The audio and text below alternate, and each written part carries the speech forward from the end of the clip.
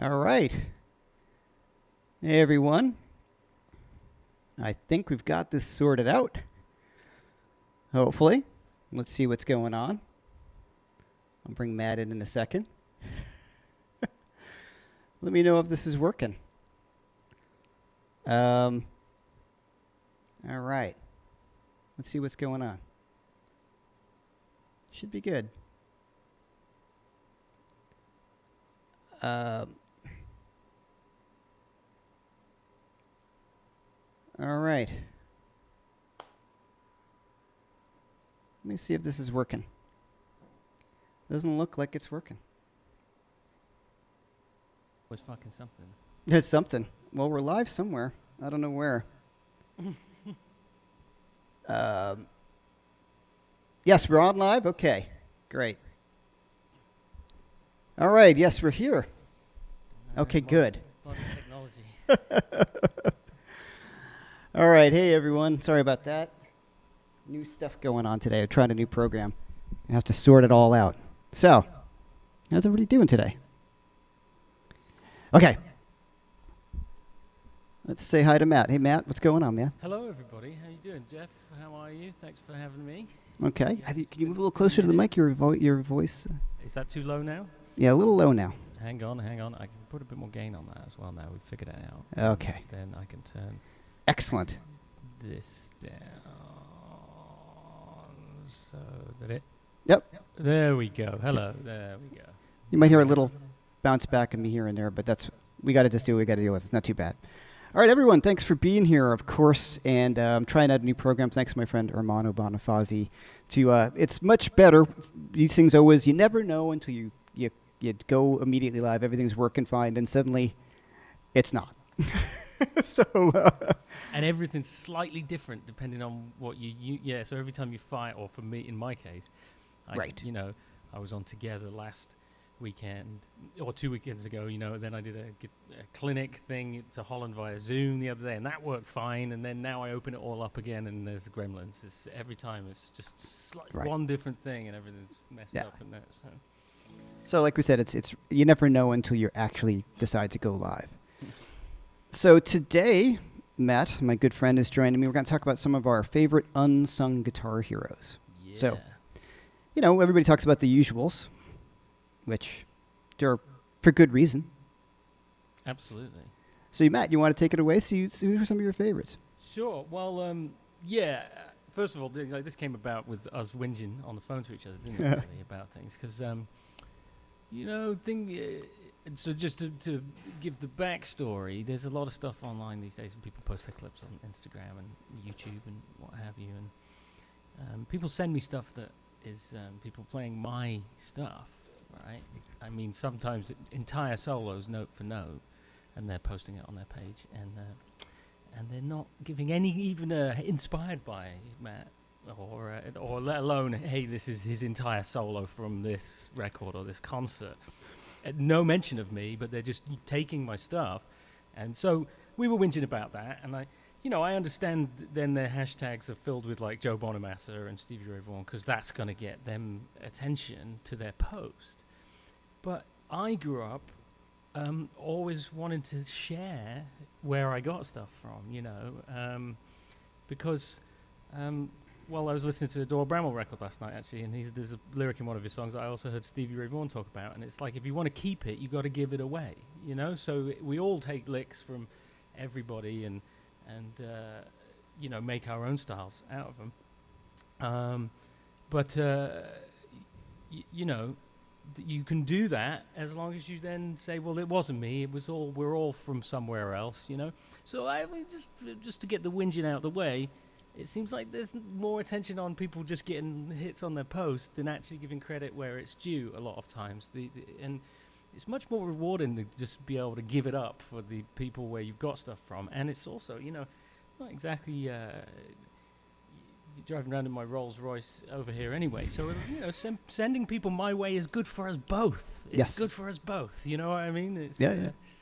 So it came from that, wanting to talk about some people, because there are plenty of guys that influenced me that got don't get mentioned as much. So we know BB and Albert and Freddie Wait. and Jimi Hendrix. Can I interrupt you 1 second, my friend? Yes, mate, yes.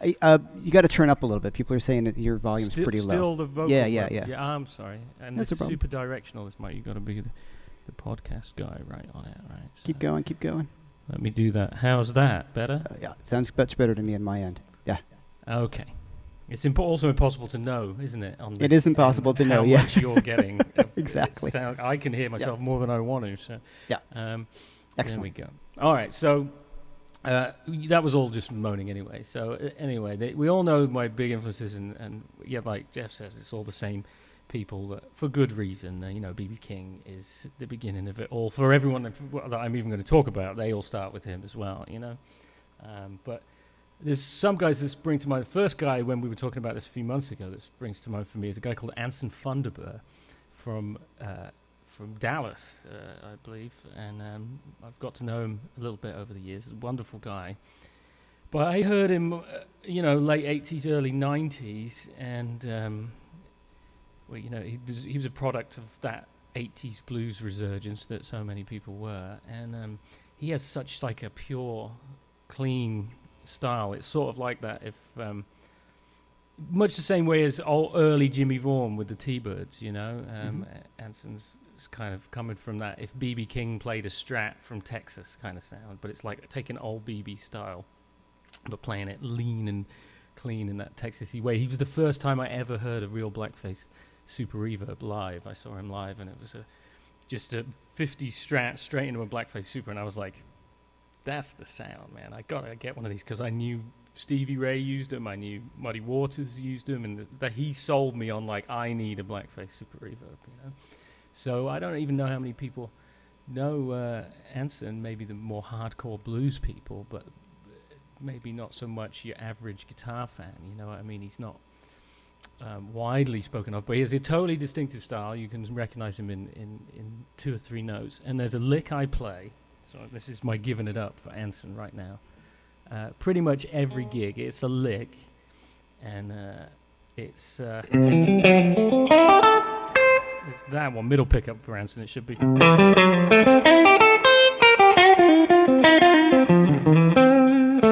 And that's as close, he has that pure, he plays the middle pickups with a blackface Super, no pedals, nothing, just a cable. But that lick, I play probably played it every gig, dropped it in somewhere for the past 25 years, man. And so I got to give it up for Anson on that one, and just his whole approach. So if you don't know him, Live at the Grand Emporium is a great live record that he did probably in the early to mid 90s. And he's got some Freddie King instrumentals, like Sidetracked, and a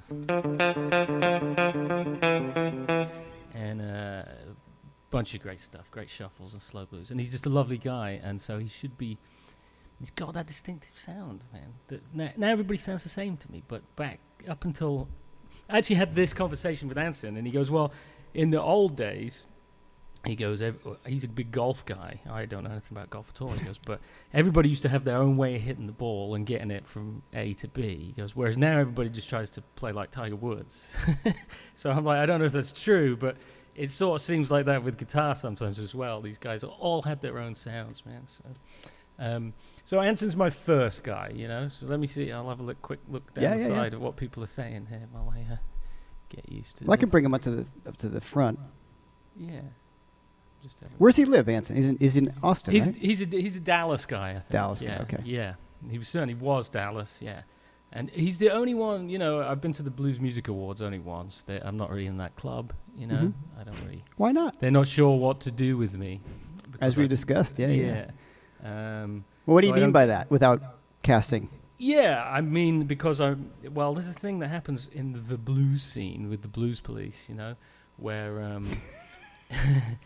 they think as far as some of those people are concerned, you can only play blues if you can only play blues. So the minute you start being a broader musician, somehow to them it delegitimizes your ability to play actually straight blues. So over the years I've had all kinds of, some well-known artists actually go, hear me play at something, sitting in with somebody or something, go, man, I had no idea you could play the blues like that. And it's like, what the fuck do you think I'm doing? You know? Right. But they don't know that because Yeah. they've never actually listened, and so you get lumped in. You know, certainly when I was younger, and there was the whole, he's kind of in that Robin Ford vein kind of thing. And Robin too gets no love from those people, even though he can play circles around them, even on a straight blues. You know, Right. so it's a weird club that, and you're not in it. No. You know, there's George Carlin. Yep. But That's true. yeah, Forgot but about it. I'm not in it. You're not in it. That some people Yeah. decided, you know. And I went to the Memphis Awards, and I will speak frankly now. Mhm. And it was mostly a bunch of white people judging other white people on how they play the blues, while local black people from Memphis served dinner in a ballroom to all the white people judging other white people for playing blues. And so there was just something that wasn't that cool to me about it, you know. So make of that what you will. I'm not saying it's deliberate or anything. You know, it's just Yeah. sometimes there was a perspective where you're like, how did we get here with the Blues Music Awards?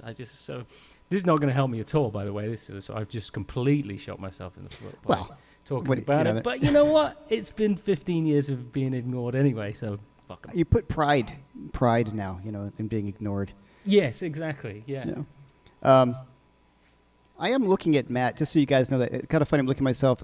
My main camera's here, the computer screen's here. Like so if you see me looking all over the place, I'm actually looking at Matt on my computer, but not at my camera. So it's a really weird looking thing. So just so you guys were like, what the heck is Jeff looking at? He looks like he's totally distracted, which I am not. So. Yeah, and I'm just looking at like how Right. terrible I look at the moment. Well- So I'm distracted by that Right. rather than that. I'm like, This is the old great Groucho Marx. I don't want to be in a club that would want me as a member. exactly. It is a bit like that. Yeah. Yeah. And the year I was there, Joe Bonamassa won something. Mhm. He wasn't there because he's much bigger than they are. Yeah. And some people booed, and I thought, Really? that's just the lamest shit I've ever. But it wasn't. It was white people booing Joe Bonamassa because as their self-proclaimed custodians of what the blues is, you know. So these days, But I thought that was really fucking lame myself. It's like, you know, I think Joe's a very talented guitar player. I don't have any of his records or something, but I have, you know, booing. Really, we're booing. I know. Yeah. It was ridiculous. It's ridiculous. And you think anybody who started this style of music, or the people who were the classics, like, you know, BB would continue to progress. So Of course. with some of his stuff that you really hit me to, some of the stuff from the 80s, remember like we were in Italy and you were playing that in the van. I had never heard him playing some diminished stuff and all those things that you hit me to from him. And if you watch his instructional video, which you can catch online, he talks about, you know, playing some outer stuff, but he probably didn't do it as much. But would that be considered okay? I don't know. Yeah, well, that's the funny thing, isn't it? Because in Muddy Waters, you know, as the saying goes, invented electricity, but he was the first guy to really make what we think of as a band now, even. Yeah. You know, to like did sort of firm up the formula of bass, drums, one or two guitars, singer, electrified harmonica, little Walter on putting the harmonica through an amp. Mhm. That was, well, as Muddy also says, blues had a baby and they called it rock and roll. So he Sure. didn't go to Chicago and carry on playing Delta blues on a national. He got himself a band and cranked everything up, man. Yeah. So again, that's about as progressive as he invented an entire new form of music that we're all still riding on the back of today. So yeah, I don't That's know when true. it became this thing, but so the reason I bring that up anyway, to put the whinging aside, is that Anson is the only one, Anson Thunderbird, who ever asked me to sit in. So the only person who asked me to get up and play something. Really? At the Blues Music Awards. And I was there all weekend, and the only person was Anson Thunderbird, who is, interestingly, the most legit player that was there, in my opinion. But he just hands me his guitar anytime he sees me. And because and then another time at the Funky Biscuit down here, he was playing with a review show with a couple of other guys, little Charlie, who passed away. But and he comes over in the break to me. He says, "Oh man, thanks for coming." He goes, "Listen, these guys get a bit funny about getting people up, and they don't know who you are, and so he goes, what happens is maybe second number in the second set, we're going to start off a slow blues. He goes, I'm just going to hand you my guitar, just come up and play. And he did, and the rest of the band didn't even know, Awesome. And he's like, well, you should be heard, man, So he's always been wonderful like that, as have, well, let's just say, the other really great players seem to be the ones who are happy to give it up, you know what I mean? And it's the people. Well, it's confidence in their self and what they do. Yeah, He's got nothing to prove, Anson. It's just I do my thing, and beautiful. Yeah. Just want to point out that Phil. Everybody knows Phil real well. Phil's his internet went out again. So here you go. so you guys, Phil. What a fantastic player Matt Schofield is. I love his honesty, too. Well, you got nothing to lose these days, have you, really? A bit of, I prefer thinking of things as authentic, but we all actually seem to appreciate when something's authentic, even though it's so often people attempt to cover that up with something. Do you know what I mean? Like in the world of social media and stuff, and yet we all actually resonate with some authenticity, be it in a meal or music or in a relationship with a friend or whatever, So, I'm all for it, man. Just, there's a lot of politics in the music industry as well, though. So, but I think what I'm saying here is far less damning than just being the people booing at the Blues Music Awards. You know what I mean? It's like, but you'll have a problem with me saying about it. So there you go. Anyway, Anson Thunderbird. So he's the first one. So go check him out. In fact, there's wonderful clips on YouTube these days because everything's just on YouTube. They did a live concert video back in probably the late 80s, and it's really great footage. If you just look up Anson Thunderbird, you'll find it. And also he was on. I saw him. I used to have this. I used to have VHS. Tape ready to go all times at home, in the early 90s. So anything cool that came on, I could hit record straight away. So I used to get that TV show Night Music. You remember that? With Dave Sanborn and Jules Holland on. Yeah. A couple of. Great show. Yeah, it only lasted a couple of seasons, but I think they were like. Because it was a great show. Yeah, of course. Yeah, and it was all real music, and you'd have it was this episode was Anson Thunderbird with Boss Skaggs, and I'm trying to think who else was, and then you'd have like Was Not Was and Sonny Rollins, and that would be an episode, and complete everybody mix of things, And Robin was in the house band for that.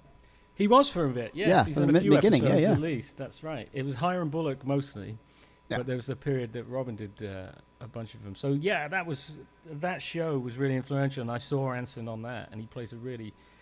Again, great sound, man. It's a pure, clean middle pickup, and a touch. He's got a touch. Jason wants to know, when does the Macroline Scofield collaboration course / album come out? Oh well, there you go. When do I put any albums out? To be honest, we've threatened to do a gig together. We certainly have, yeah. If now, and soon as there's gigs, we will. Right. I mean, I'm still there, dribs and drabs. You've always been super generous and invited me to sit in. Hence that picture that I keep on rehashing, even though it's been a few times. That was the only one I got pictures from. It's a good shot, though. So why it is not? A good shot. Yeah, totally. Oh, yeah. So, the one guy I want to bring up is a Nashville guitar player, a really good friend of mine named Pat Ferguson. Bergeson. He's the guy. I've known him since I was in high school. He's a few years older than me. And if you go check him out, Bergeson. He was playing somewhere, and Chet Atkins heard him play and said, "Son, you got to come to Nashville," and took him under his wing. He played with.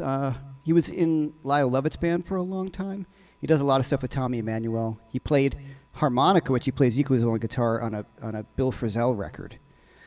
And he is probably one of the finest guitar players I've ever heard in my life. One of those kind of guys that you're like, how is he just so good, Mm-hmm. And greatest guy, too. And I'm going to see if I can bring this up. This is going to be a winging it, guys. Let's see. I have a clip, and I think I can bring it in, unless I closed it out like a moron, which I probably did. Nice. Now we're really pushing the technology here. Yeah, I know. All right, hold on. We probably got to have a commercial. Everybody's going to have to go find the clips of my people for themselves. Yeah, so Pat Ferguson, don't worry about it. It'll probably be a disaster if I try to. So Pat Ferguson. just this great guitar player. I met him at the National Guitar. No, I met him before that, but we taught together at the National Guitar Summer Workshop when that was a thing many, many years ago. And he was married to Alison Krauss years and years ago. They have a son together. But I just remember kind of one lick that I would learn from him. Instead of an A. This first guy got me to like that kind of like a little bit more of a chromatic sort of thing. And it was younger, and I was like, what? That was a real eye-opener for me with him. And what was kind of cool, his fingerings are really cool, but it was just the idea, it's a blues scale, and I put this kind of stuff on a True Fire course, and I probably credit him. But it was like a... Sorry, that was wrong. Messed that up. So it's just a blue note, so you've got like sort of an A, C, D, E flat, E. There's the F sharp and the G, but that finger, that kind of thing really lends to this kind of cool chromaticism as opposed to across all those three strings. That kind of move. Now, of course, that's just a small thing, but just an introduction to something that I learned from him. And just one of the most musical guitar players. And also, one thing that I picked up from him that I realize is a major part of my style or playing is up picks. Do you do a lot of up picks, Matt? Do you know what? I have no idea, actually. Because I've never thought about that stuff at all or practiced anything specific like that. So somebody else can watch me and tell me how many I do, because I just, in fact, if I think about it now, it's hard to get. I'm doing them on purpose because I'm thinking about it. It's one of those things for me. I'd have to. Somebody can tell me what my picking does. It sounds like I'm sorry. The early Eric Johnson video. Yeah. He talks about bounce picking, like I'm bouncing, and I think what I kind of came together is what he was talking about. It's like up. So.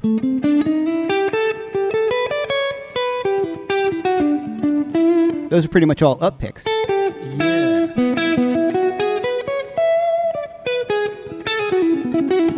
Right? So it really became part of my playing, and if you watch any of the videos of Pat, he's doing this, like one of my tunes, everything's up picks. It just got a nice kind of a cool, softer sound to it. For sure. Like it kind of have a tone to it. I was talking about that the other day. I don't know if it's up picks, but just the coming off the string, right, is something that I definitely do, because and I play with the round side of the pick, which we've talked about before. But that they get less initial attack, and then by not like mashing into the string, but coming away from it, you get some kind of bloom off the note. So it's not all attack; it's like big notes. Let me get you to. That's what I'm talking about, and that's I think what I got from him. So, just you want to kind of just show what you were talking about? Just not beating into the string with the pick, right. But playing away from it. So that's not an upstroke; that's a downstroke. But it's kind of concept, though. It's in a cross stroke in a way. So.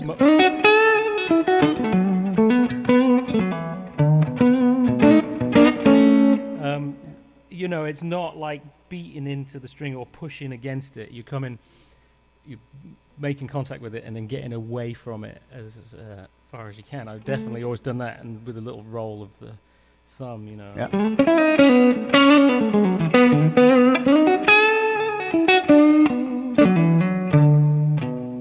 So it's very different than, Which is, I'm not changing the tone sound. It's much brighter and harsher than if I go, and it's all dynamic range in your picking, but definitely getting away from the string when you've hit it. That was I first heard about that with Eric's first instructional DVD back in the day. He was talking about that. And that was sort of around that same period. So Pat Ferguson, like I said, I could try to pull it out here, but I'm sure I'll have some sort of echo. So if I tried to play it live on YouTube. So, Pat Ferguson. So how about you? Anybody else you're thinking? The next guy, which I'm sure a lot of folks have heard of, but I don't mention him perhaps as much as I should have in influence type discussion, is Ronnie Earl great Boston blues player. And if you don't or aren't familiar with the record, Blues Guitar Virtuoso Live in Europe, I would also recommend the album Grateful Heart Blues and Ballads, which is very kind of mellow, jazzy one. But yeah, Ronnie, I didn't hear him until probably a little bit later on when I was, moved to London and hanging out with some other blues guys, because all before the internet, you had to know somebody to tell you about somebody, right? Somebody go, hey, you got to check out this guy, couldn't just Google it. And so I got hip to Ronnie Earl probably about age 18 or 19, something like that. And that live guitar, Blues Guitar Virtuoso Live in Europe. What playing, man. And again, he's lean, mean, Strat, super reverb sound, but he all pick-up positions, but straight into a super on 10. But lots of dynamics in his playing. So it's sometimes it's really aggressive, and then other times it's really sensitive. But the thing I learned from him is, and if you go listen to a song called Rego Park Blues on the live record, is the dynamics where, B.B. King would bring it down for a thing in a slow blues, or he'd just gradually pick the whole thing up. But Ronnie would like bring it way, way down, and then just like build it and build it and build it, and this thing of building up a slow blues to this intensity. I really learned a lot from that about him. And yeah, great Strat sound, great playing, little bit jazzy, and the instrumental blues. His latest stuff that I particularly liked was instrumental blues. So a wonderful player. And again, these guys, you won't find these guys on social media.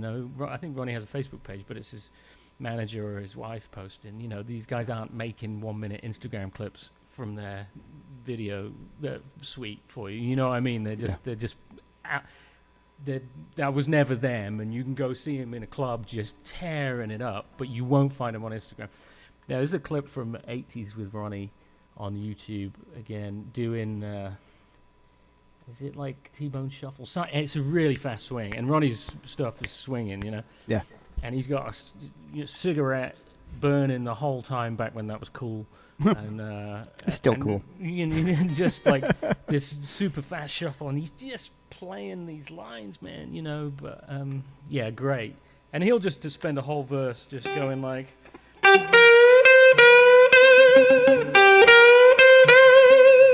just milking like one bend, and it's great. He does that picking by the bridge thing as well.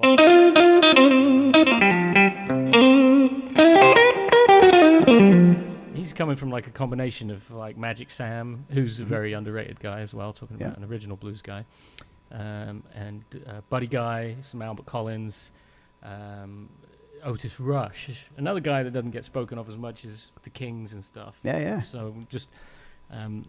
And so Ronnie Earl's coming from those, and so his whole band was a big influence on my concept of what my band would like to be, with a lot of B3 stuff. So with a guy called Bruce Katz on B3, who's still out there touring with his band these days. I've got to know Bruce, and we've played together a bunch of times. In fact, Bruce was with Greg Allman and cool. later on, and so really great B3 playing on those records as well from Bruce. Great rhythm section, just super cool. So Ronnie, like I say, you won't find him on putting up Instagram hot licks, but he just super amazing player, I had the good opportunity to play with him a few times at the National Guitar Workshop. Like they would have a guest and I'd come up and we'd all jam. And I was younger, and I was just, more of hadn't explored the blues to the level I have now, and I was certainly more of a rock guy, which is my background. And we played together, and he was super cool, super generous. And I'm just playing, and he's like, yeah, right next to you, Then after the show, he gave me a big compliment, and I was like, wow. I'm like, I don't know. He's like, I don't know. I kind of played like crap. And he goes, hey, man, if somebody gives you a compliment, you need to accept it. And just the way he said it was just so cool and nice and like legitimate. And he's like, no.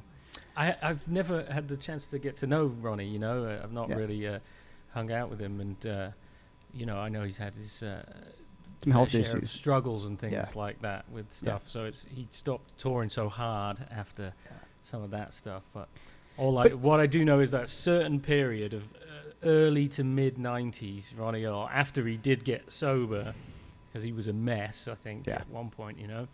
There's about 5 years of records and playing that are just ridiculous. The Live in Europe, man, it's just track after track, and it's one of those, it doesn't sound that flash or impressive in some ways if you just put it on in the background.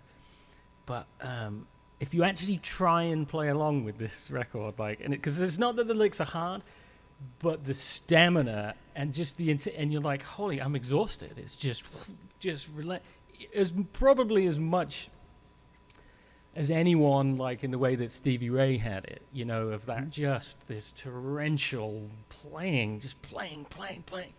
That I think is.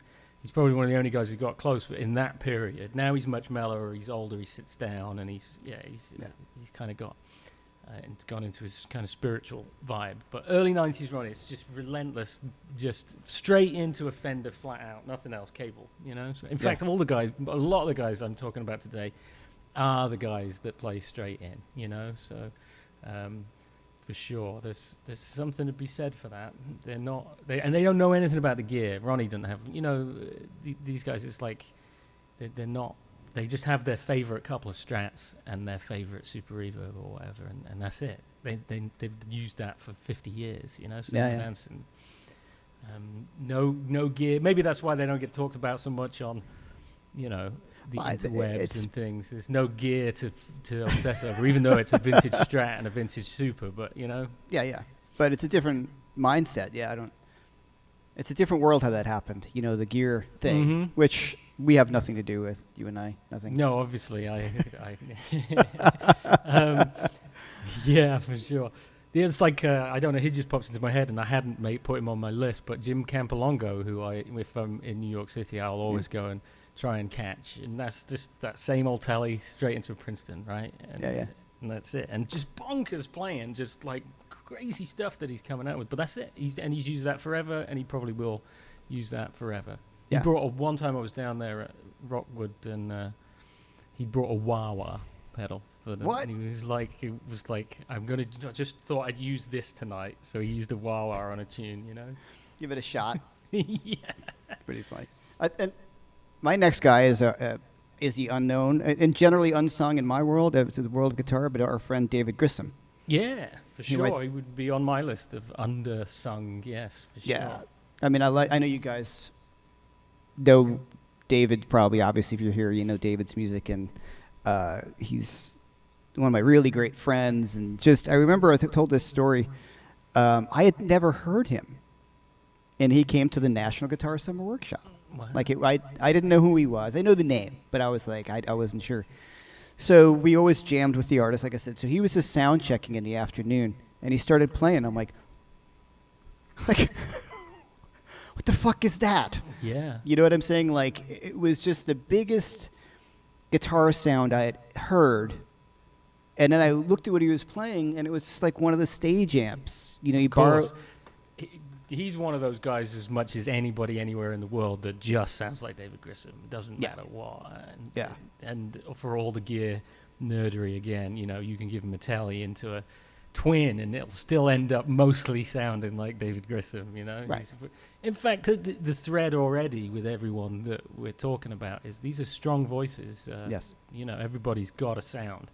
And that's what it's really about. That's why these are also my heroes, these guys. Yeah. And I just remember this very funny thing. There was a sound guy at the workshop who was just the worst, you know. And David got his sound as best he could out of that thing and sounded killer doing his thing. And then the sound guy's like, hey, could you turn that down? And he's like, yeah, sure. And he looks at me, and he puts his hand over the knob and goes like this and goes, and just winked, like, you know, this is what gets me with the turning down thing, and I've had it a couple of times recently for the first time in a long time. Yep. It's like these guys, I'm like, do you not think that we're aware of exactly what, you know, you think somehow I'm not conscious of how this is coming across? It's like, to have the balls to sit there and listen to me play something and then go, I'm misjudging it. So the sort of just a warning to sound guys, but that's fucking arrogant, man. To say to someone that plays like David Grissom, can you turn it down? It's like, do you think he's not thought about every minutia of his sound for 30, 40 years? It's like, this is our lives, you know? So just, no, we can't turn down. It's like, why would we listen to you after all this time? You're wrong. You know, I have to get that out there because it's happened a couple of times recently, and I'm like, do you think I don't know that well, sorry, man, you know, I didn't realize. Yeah. It's particular what's the word I'm looking for?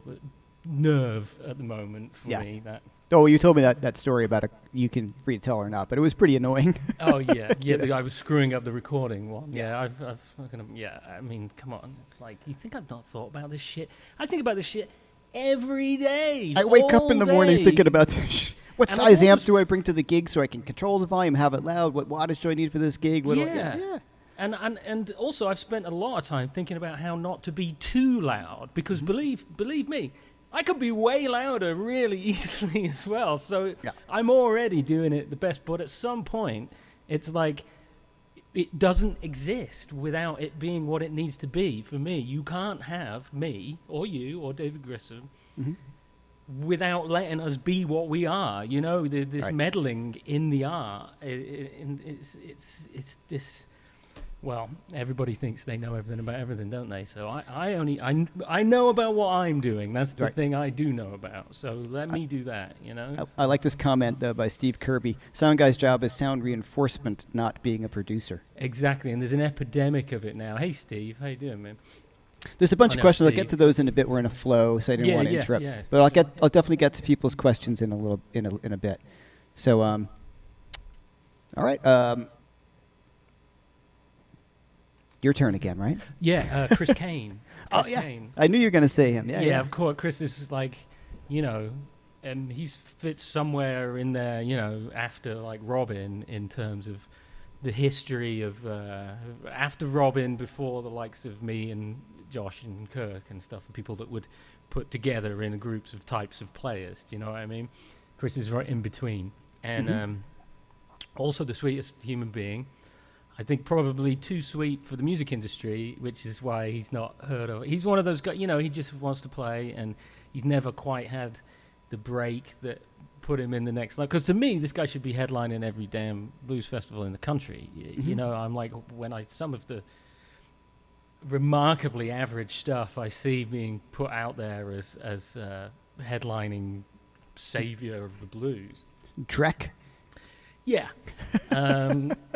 And then you've got Chris Kane just playing in a fucking pub in San Jose still. I'm like, come on, you know. And so there's reasons for all that stuff, you know. And Chris, he's too, you know, delicate to just go and get it. You know what I mean? We all have different ways of having to manage that within ourselves, and certainly not all of us are businessmen, you know. And some people are lucky to get with the right management very early, and they just. The career just goes and things like that, or the right label or the right promotion, whatever it is, but it's all luck really, that stuff, you know. And so Chris is definitely underrated, and he's great. And I prefer his live stuff to his records. So do I. And again, that's the thing where it's like he's hard to capture, and I would say that's true for a lot of these guys as well, you know. That's why I say those couple of Ronnie Earl records are great. Be hard for me even to give you an Anson Thunderbird record to it's more like just go and find some Anson stuff, do you know? You know, and so the same with Chris. I like Unscheduled Flight is my favorite. That's Chris Kane you record. Recommended that record to me, and it's the best I've encountered in terms of it all the way top to bottom. Yeah. And I'm pretty sure I ripped some stuff off out of that one, like Helping Hand, that song that's the opener and stuff. He's got all those. You know, kind of Mixolydian-y sounding lines that I've very much adapted for my own playing. So I'm pretty sure I stole a bunch of that off Chris. But he's a sweetheart, and he always gets me up to sit in wherever we are. I end up playing a 3-5 up this high. There's a your video. chin. Yeah. Yeah, you know. But And he'll play. He's an incredible piano player, you know. So Oh. if I walk into the gig, I get handed his guitar, and he'll go over and play piano, you know, and sing and stuff. So that's really cool great. as well. Wonderful guy. So Let's grab a question here. This is from Yeah. Otto. What is your opinion on the most underrated aspects of guitar players playing in current times? Many say rhythm playing. What's your take? Ooh, it's a tricky question, right? Because Yeah. it depends on the context, you know. So, and I've learned this. There's you could say actual general musicality and improvisation ability in my field. There's a lot of guys that post amazing 1-minute clips on Instagram, and they sound great. I don't know, maybe they do 500 takes to get the one they want, but they come up, they maybe sit in with me, or I see them out somewhere, and it doesn't sound that good at all to me. So it's like first of all, there's a frame around everything, and there's context. So sounding great for one, you know, and people asking me how many takes, how many takes do you do at TrueFire? And I'm like, takes? That's it. You know, it's like we make 2 courses in 2 days. There's no punching. There's no takes. It's like you No, play it and you no, go, all right, let me take it one more time. All right, that one was better. Let's go with that one. Yeah, so I would start with actually understanding the difference about guitarists, musicians who actually do this. I mean, really can do it in any given situation, in any given moment, and get up with any guitar and sit in with someone and play a great solo on somebody else's guitar, and that's what you do. Yeah. There's a big difference between that and posting clips that you've practiced something and rehearsed over and over and shot, and it looks great, and you put it up and you get a lot of likes for it. Understanding the difference between those disciplines, or one being reality and the other being social media, is the first thing that's the underrated aspect of guitar players, is people who can actually fucking do it. In real life, in the moment, yeah. on demand, in any scenario. So. Well, you're talking about that, and I would have probably given the same answer, because we've talked about this, and it is a common thing. It's funny, I have on Friday, everyone, I'm launching an interview I did with Robin about his new record where he talks through every song top to bottom. Like, it's really fun. It's a great interview. He talks about the studio and everything that was going on. It's like an hour long, and it's a ton of fun. But if you go on his Instagram page, he cut 2 solos live on Instagram. And there's a song on his new record called Blues for Lonnie Johnson. And the take is 1 take, top to bottom, no punches. Absolutely. And it is fucking amazing. Absolutely. Did he stream that one at the time? Yeah. He was playing a PRS in the booth, right? That's the one. It? Yeah, I remember that. Yeah. That was I don't know if this is the first take, but but I'm just saying, top to bottom, obviously he's Robin, but my point is just there was no punches. It was just, the whole thing was just 1 take. And how many people can really do that? Right. That's the skill we're talking about. So I think that's what's lacking. And I can't blame a lot of people in many ways, because, obviously live gigging has changed quite a bit. It has, yeah. So the opportunities that we had when we were younger, even the generation before us, we talk about someone like Robin was like actively gigging since he was a teenager, as were you, but these things changed. 30 years in April just passed I did my first gig, so, and that's what I've done ever since. And in fact, last year was the longest time I didn't do a gig since I was 13, because since then it's always been at least every few months, And to be fair, the only way you get to be able to do that is by doing that. It is. And that's not playing the backing tracks, or No. Right. Not playing along with our TrueFire courses, and please go buy them right now. But then you have to take that knowledge and use it with other human beings. So that's like, when I started realizing that people didn't even understand that everything was improvised that I did, and people thought the solos on TrueFire were worked out, or thought that solos on gigs were worked out, or something that's like, no. So that we have a disconnect in even understanding of what I do versus the way the world happens now. So people asking me advice on Instagram of how to, prepare for the minutes clip. And I'm like, you just play something. And then if you like it, it's done, It's like, it's weird. It really is. And it doesn't matter. It's not a criticism of anyone who does things differently, but I think it's important to understand the difference between somebody like Robin, who will just peel off, a what's going to be a classic solo that other people are going to learn, and that's just what came out of him, you know. Right. And people are going to go away, and that's why when there's a couple of cases where people posted an entire solo of mine without credit, as though they've improvised it or something. It's like, no, that was one solo I improvised. It's from a live take, you know, that they've learned, and then for you to just post that as your thing, and you didn't even make it up, you know. That's just one solo I played, and that was gone, you know. So that's why it's like but of course the comments there are like, you're amazing, you're incredible playing, and it's like the gap there is too big, man. I remember, because we're friends outside of YouTube. Sure. And I DM'd you on Instagram saying like, wow, this sounds a lot like you. You're like, cause that is me. Yeah, that's right. Yeah, you were one of the people that. Yeah, I was like, wow, this sounds exactly like you. And I didn't realize that it actually stolen one of your solos and posted it as it was their own. And I was like, I didn't realize it sounded so much like you because it was you. It's pretty funny. Yeah, well, note for note though, you know. And then, not to say that everybody does. There's plenty of people that do give credit and stuff, but that is, aside from the fact that is just shitty, you know. Aside well, from there's skill in being able to play your stuff. There's something to think about. Like, I worked on this, now I'm going to try to make this my own. But of course, and listen, we all take it from. It's not about that.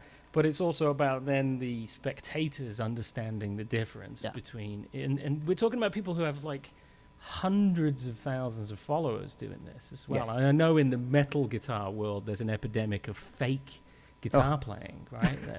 I mean, I was blown away to, wow, people would go to all the trouble of faking something for likes rather than just have the self-satisfaction of actually playing how they play, right? Which would be my other part to the answer to the question that we were responding to here about what's most, overlooked or something, is having a sound, regarding, for better or for worse. So it's nobody cares about. I was saying people always ask me about diminished stuff, and it's like nobody ever went home from a gig seeing somebody play. No audience member or the rest of the band went home and goes, yeah, that guy was all right, but he didn't do many cool diminished licks in his solo, did he? Nobody ever went done away that. from that. They go away going, that person's playing spoke to me, or it felt great. And invariably, that is not the person that plays the most notes. Right. The guys we're going to talk about today, or I would talk about till the cows come home, are not the guys that play the most notes. And of course, that's all to do with taste. But generally, what we like in an artist is something distinctive, and those are the people we're actually drawn to. And yet, as the world carries on and things become more and more diluted, in music, and it just becomes the sea, everything's floating in a big vast sea, we lose more and more of that. So people sound less and less distinctive, especially in the blues. In my case, I hear everybody sounds the same. When I started playing, or when I started putting my own stuff out, so 15, 20 years ago, with my organ trio in the UK, and we got beaten back for being too jazzy because nobody was sounding like that back then. I'm not saying we were super like the people that invent it. We were inspired by guys like Robin and Chris Kane and Ronnie Earl, wanting to have an organ-based band for the guitar to be with, that kind of like the Blue Line period of Robin. Ronnie Earl with Bruce Katz. Those are that's the stuff we were trying to do our version of that. So it was happening, but it wasn't most bands on the scene, and certainly in the UK at the time, people didn't know what to make of it. And plus we were throwing in meters stuff, and so here were we naively thinking, oh, there's no funky blues jazzy organ trios in the UK. We should do that. We should be that band. And it wasn't met with, oh yeah, these guys are different. That's cool. It was met with, what are you doing? Yeah. You don't get it. So that lack of looking for something that's different but good, or the lack of openness to that, particularly in the blues scene, I'm kind of back where I started here at the Blues Police and all that stuff, is actively, in my opinion, damaged the uniqueness of potential artists, who have to conform to get a gig, Sure. So I could go on about this all day, but it turns out I thought different was good, but different was threatening, and now everybody sounds like that. You know, because more people like have. It's been absorbed into the scene overall, you know, and now there's a lot. But there was only a couple of guys 15, 20 years ago that I knew that were really playing like sophisticated blues in the UK and in Europe. You know, there's a guy called Eddie Tatson, who I remember, he's a British guitarist. He has lots of nice vintage gear that he posts on Instagram, but he was playing like kind of, you know, some diminished lines and stuff, some Robin E. kind of Larry Carlton type things. And my friend Denny Eilert, who's a wonderful guitar player from southwest of England, he could play jazz but play it in a blues band.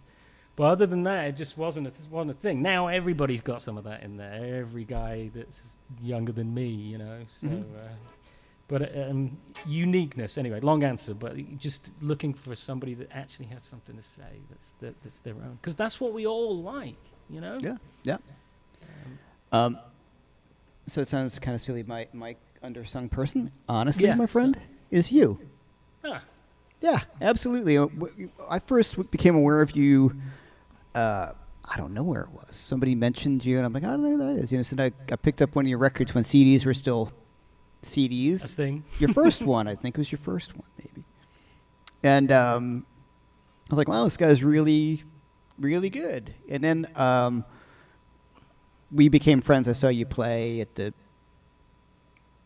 Iridium, and we just cut. And I think you were doing some stuff with Robin about that time, and Robin's like, you know Matt, right? I'm like, no, we know all the same people, but we've never actually spoken and all that. And then we became friends. But yeah, I really seriously think this, that like out of the young blues guy, whatever that means. Whatever. It's funny how the young people I just turned 44. So. Yeah, right. So, of the people who are whatever, you're my favorite by far, by a long shot. And I can't listen to a lot of the other people that their names are sometimes brought up because I'm not knocking any of them. You have an organic quality to your playing.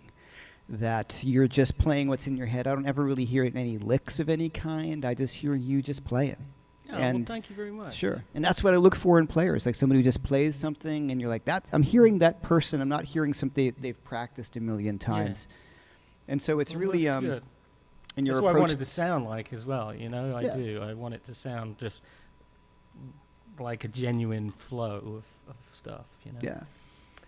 But yeah, absolutely. Well, thank you very much. That's man, my pleasure. Yeah, sure. Yeah, fully mean it. Yeah. It is a funny old. I don't think these last couple of years have helped any of us from a sort of psychological perspective of like where's the music industry going, and you know like how. I've lost 2 years of what I spent my life doing now because my European gigs are rescheduled till April next year is when they hopefully happen, which is 2 years after they should have. And it's not like we're going to get 2 years tacked on the end of extra on life to make up for this missing time, you know. And it's all very well going, oh, well, we can record and be at home and we can do this stuff. But, you know, that's not what you want to do. It's not, and it's not what I do, you know. Yeah. And it's made me... It's been a double-edged sword because it's made me acutely aware of what it is that I actually do. The having to not be able to do it is you're like, oh God, that it turns out that really is what I do, you know. Yeah. So yeah, it's difficult to know where it all goes, really. And that's why, you know. And then I got COVID at my first gig back, first indoor gig back. You sent me your test results. Unbelievable. I mean, sorry, I didn't mean to laugh at you, but it was like, fuck. I know, and luckily it wasn't too bad for me, but it was a big knock, that psychologically as well. You know, like, fuck, man, I just thought, it just seemed like, you know, we were going to back to doing it, you know. Well, and then there's a couple other gigs where, like I said, this asshole sound guy, and you're like, oh, it's all I've got, man. You know, just let me play, you know, just let me play. It's all, I'm not even asking for the tour bus or the private jet. Just wanted your gigs. Just let me just play how I play And yeah, it's going to be quite loud, but you know what? No one's leaving. People have paid money to come and hear it. Just leave me alone. Let me fucking play. So it's been hard. There's been a lot of stuff where you're just like, oh God, am I destined to life in front of a computer, you know, and doing that stuff. And so I'm sorry to get. No. But we're definitely when you, it was very nice of you to say that about me, and yeah, it's sort of like, what do I do with that these days? You know, if well, I hope like everything, this will start kind of, you know, going through. It just be in the rearview mirror, hopefully. I mean, I just put out the record with Robin, did some tours, getting back into playing out. Supposed to go on the road with him for a few more dates. That got all canceled.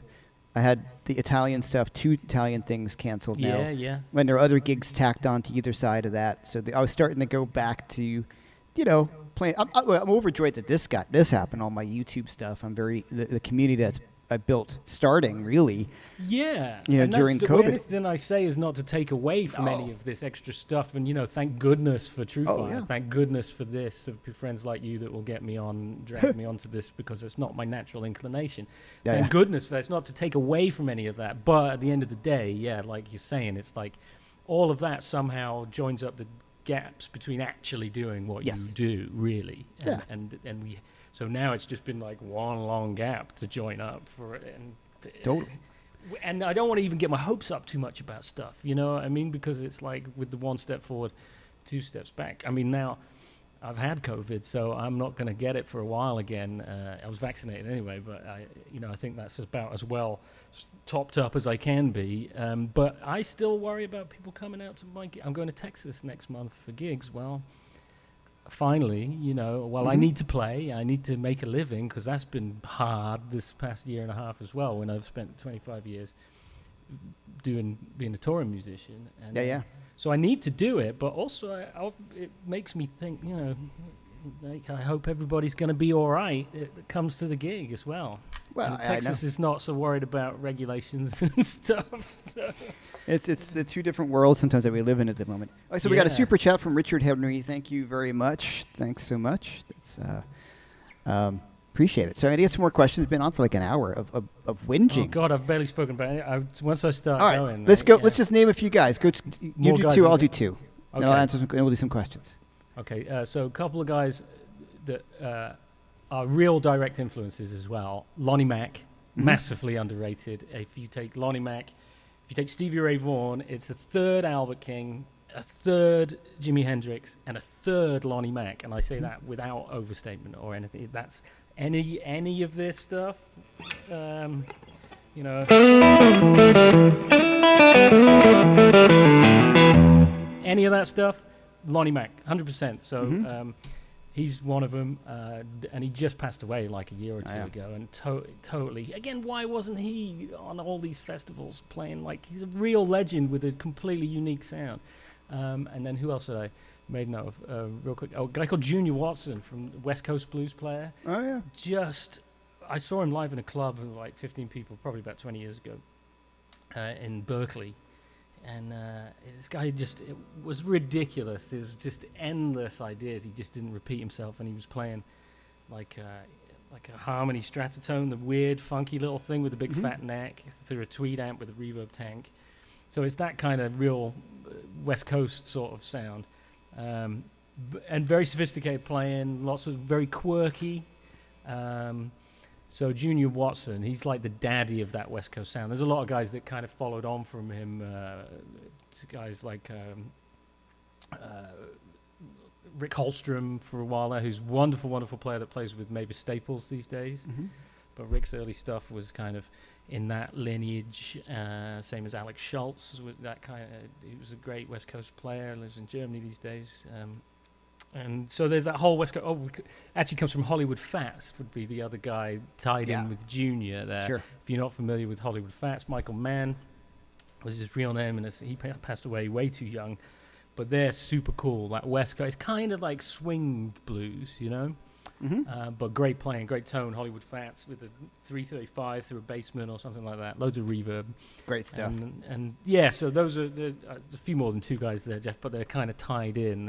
I never get to mention those guys, you know. I'm trying to think, I was going like, all right, who are my unsung heroes? And a lot of them are like hard rock metal guys. So my turn on that shit. Is he unknown? I don't know. Unsung is Uli John Roth.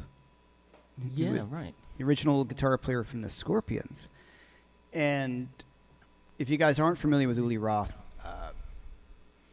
he's one of my favorite rock guitar players, and he started the whole neoclassical thing.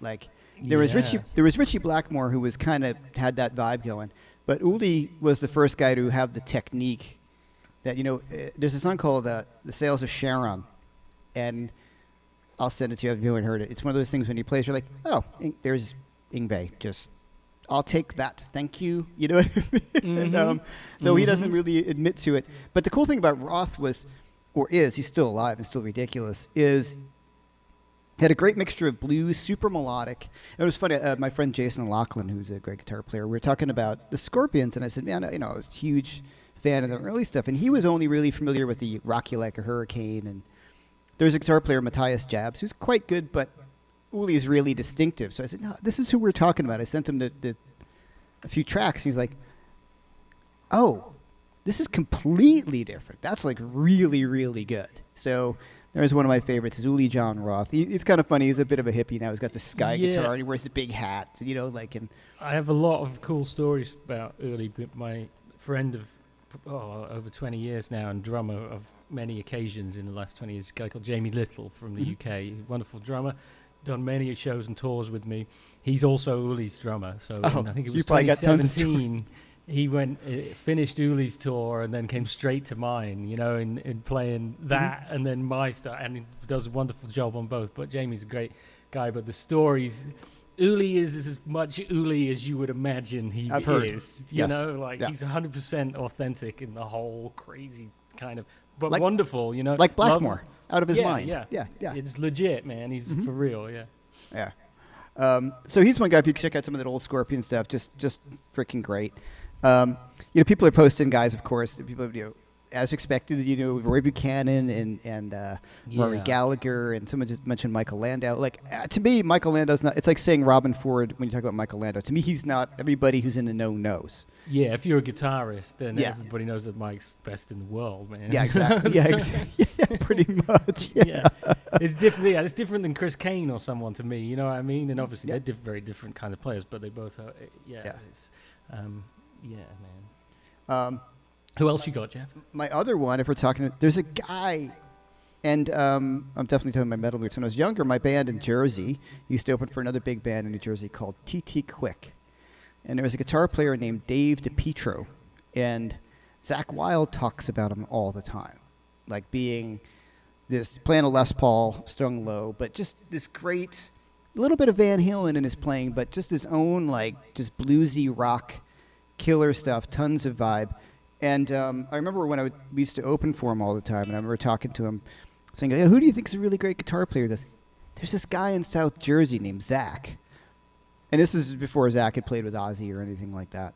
But if you just dig out, now, some of the records, of course, we're talking about the early 90s, late 80s metal, late 80s.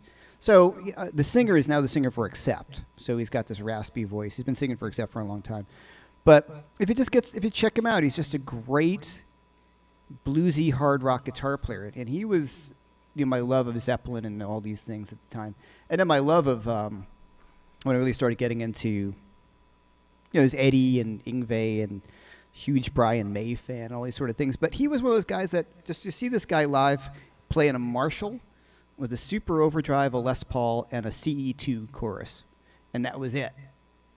And just killing it. Just absolutely, I'm like, Angus Clark, TT Quick, right. Yeah. TT Quick. Yeah. All right. So and that's a guy. Did you get to know him? Sorry, Jeff. I did. Wait on. Oh, that's wrong. Oh, okay. If an artist isn't much of a guitarist but still an influence in Unsung hero, sure, of course.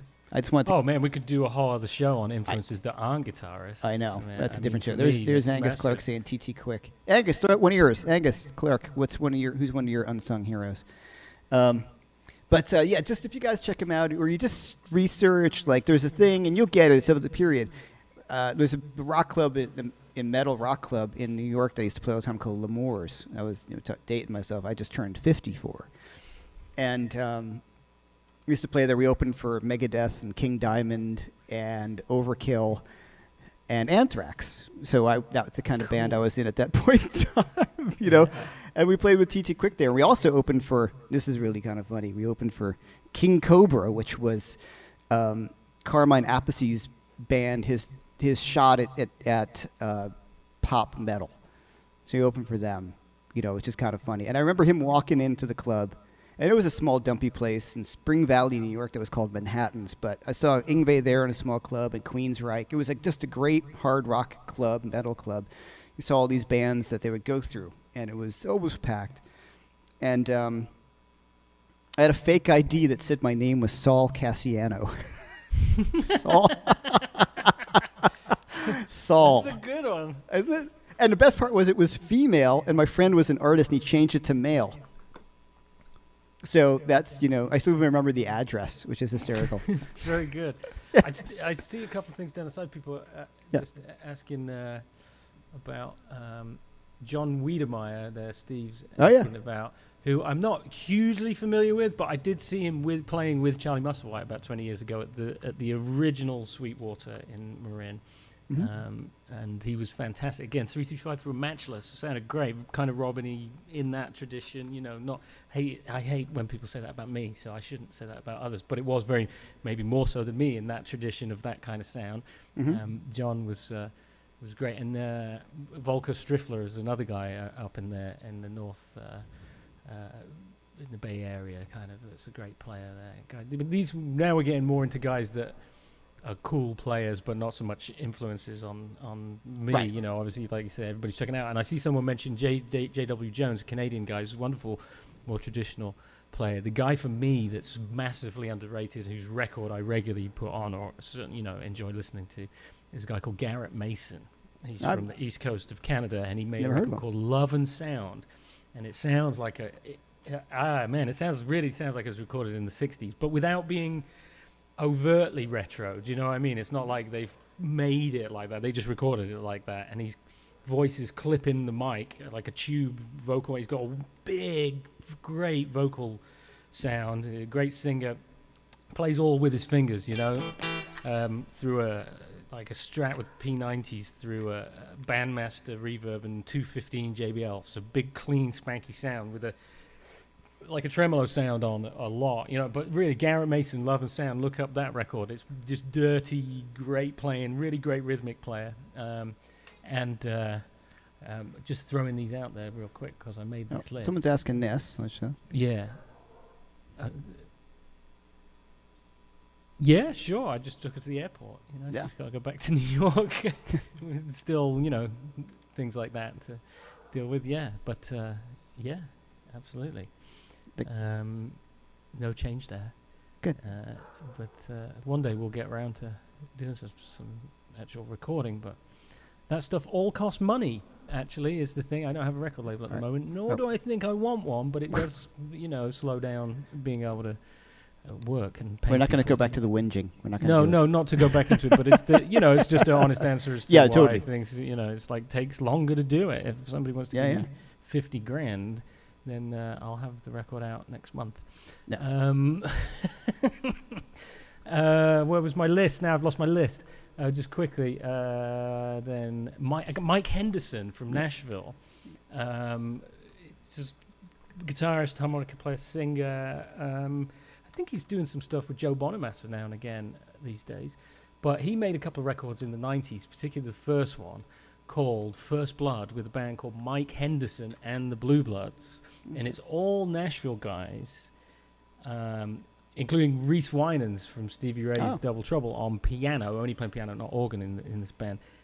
Just a great blues record, and the sound of it's great, and he's tuned down to C on everything, and he plays half slide and half fingers, so he mixes it all the time. So it's kind of, he'll slide a note and then fret a note. Really, really great. Check him out. I loved that record. And that was kind of influential in its own little way in my youth. Probably like 97 or something that came out. So. Mm-hmm. We could keep going forever, We It's could, like, yeah. is Jeff Healey underrated, sort of? Because he was a big influence when I was starting out, man. That See the Light record, it was the first record I bought. And of course, then he became huge, but then everyone kind of forgot him because he didn't tour after a while. He got sick of it, which you would if you were blind. Touring must be so horrendous if you're blind and Yeah. fiercely Can independent, imagine. blind. I mean, a different hotel room every night and you're blind. Even Yeah. just taking a leak, it's difficult, man. Yeah, nothing's set up for you to. Yeah, Yeah, it must be imagine. horrendous. So he was like, I used to, when I was in Toronto a lot in the last decade, he had a club up there, and he would walk down from his apartment, from his condo to the club himself with his stick down the stairs. So he was fiercely independent, blind man, and so he chose to just stay there where he could get about himself and be in his own neighborhood and go and play in his own club whenever he wanted. So, and then of course the cancer that he lost his sight to, it killed him in the end in his, I think, only late 40s, So, Yeah. but man, the early, if you go put like See the Light on the title track, He's on fire. Yeah, it's no, killer. just screaming and yet melodic. He was.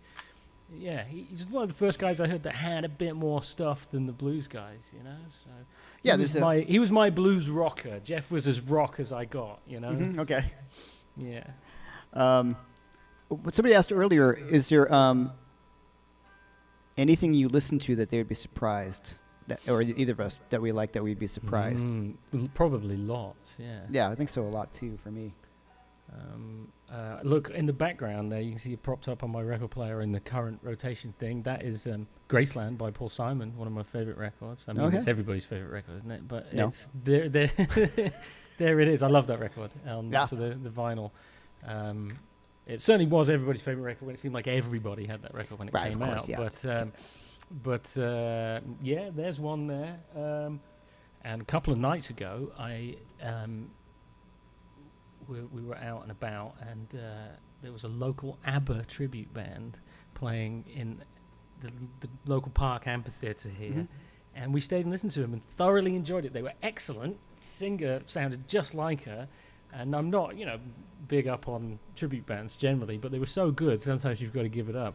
And I will say, I'd never put an ABBA record on, but my mum used to play it when I was a kid, and I do love those songs. They're such good songs, man. It's so well written. I mean, maybe only after the Beatles, in terms of just being able to do... You sit there and it's just song after song after song of My mom used to know listen to... all those of songs, man. My mom used to listen to Willie Nelson all the time, and I as a kid, I'm like, bah, bah, bah, bah, bah, bah. You know what I mean? Mhm. And now I'm like, oh man, that was so good. So I knew a ton of the songs. You know what I mean? So it's pretty funny. I'm going to Hey- think of something in a second where as soon as we stop doing this, that's It's- really ridiculous that You guys that hip to I Marco Fantone, who's got a great YouTube channel out of Italy. Hi, Marco. And he does a lot of, had the pleasure of being on, and he does a lot of great stuff with the FM3, like the fractal stuff, but he also is just a great guitar player, and really just check out his website, his YouTube page, Marco Fantone. He's a great dude, so just wanted to point that out. Oh, wow. This is kind of Yeah. funny. I used to be Harry Gangelberger's roommate. Jeff, he's a great drummer. I wish you could do Yeah, Harry was the drummer on my first record, and I did a bunch of... I played with him in New York for many years, and he moved back to Austria. So, yeah, great dude. Harry's a great guy. Oh, I see Jack Pearson being mentioned a couple of times over the side there. Amazing player, yeah. Yep, I actually saw... The one time I saw the actual Allman Brothers was in Toronto, and Warren was sick. So it was Jack Pearson and Derek Trucks, and Greg did all the singing that night. And that was a pretty cool way to see the Allman Brothers, So I've seen Jack the Allmans Pearson. with Jack Pearson, with Dickie Betts, with Warren Haynes and Dickie Betts. And then I saw them with Derek Trucks and Warren. I've seen them like 6, 7 times, just out of this weird it was always with situations where like, yeah, I got a ticket. Do you want to go see the Almonds tonight? And I'm like, sure. And then just like I've seen them almost more than any other band, and it's not because I'm that huge an Allman Brothers fan. Like I think they're great, but it was just this funny thing where like, hey, you want to go? Ended up somehow at an Allman Brothers show. I'll throw out two more and we can close it up. And you got one more, or whatever. He is one of my favorite guitar players of all time. Is Ozzy's second guitar player after Randy Rhoads died. He's a guy named Jakey Lee. Oh yeah. I mean, they had the whole showman stuff, but good guitar player. And he had his band after that called Badlands, and like his new band, Red Dragon Cartel. I don't really follow it so much, but just one of those rock guitar players that had the look, of course, the total showman, which was a lost thing, as you and I have discussed. Part of it was I wanted to be him. Like him at the US Festival was just like the coolest thing I ever saw in my life. Back when bands used to look like bands, I always thought you should know when the band walks in. Yes. People, they should look different than the audience. Yeah. And grunge ruined that, But the rhythm guitar playing too. It's just people like one of those guys who like Eddie was just a totally killer, great rock rhythm guitar player. So. All right, so I want to direct everybody to Matt's website, mattscofield.com. Somebody posted like, oh, you guys got to check out TrueFire. Now, as much as we love TrueFire, I do want to make something. If you purchase our courses, we make money from that directly. If you purchase them through our website. If you do the TrueFire All Access, which, of course, is a fantastic deal, we don't quite make the same thing off of that. So I'm just being blunt.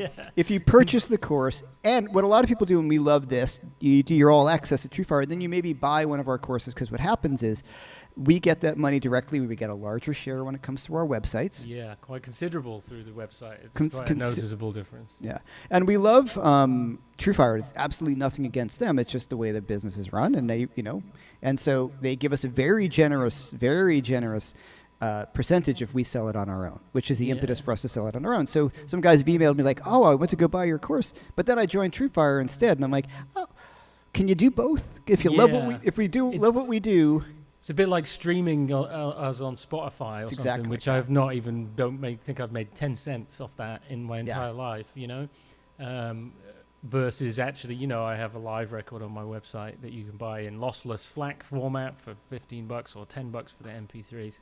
And it's a good live record that's right there, and that I get all of that, and I can spread it around with the guys who played on it now and again as well, So I try and do that still, So So go to Matt's website, mattscofield.com. You can get all the stuff. Do you still have some of your Supreme pedals for sale over there? I don't have any Supremes at the moment. In fact, I have to get back. I owe him a response. I'm so terrible at the moment to our good man Harry over there at Mad Professor, because I said I need a restock because I'm actually going on the road in a couple of weeks, and so I was selling. But no, I did sell out of the batch that I had. But I hope, I should be restocked and at the merch table. That was the original idea of this. Of course, it came out the minute there was no such thing as gigs anymore. So. But it's a great pedal. I have one. I think it's really great. It's an excellent pedal. The whole time. It's on my mini board. Killer pedal. All right. Jeff-McErlain.com. All my courses are 20% off. You do live 20 if you only go through my website.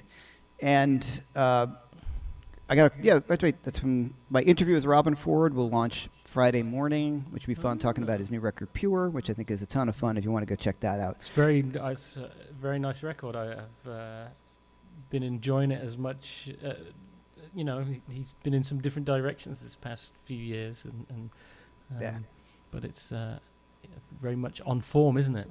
Yeah, it's a great record. And then, that's Friday morning it'll be launched. You guys check that out. And thank you so much for being here, everyone. Thank you, Matt, for being here as always, man. Thank you, Jeff, for having me. And thanks, everybody. I know I didn't get to a lot of the questions, but this is a ton of fun. All right, everyone.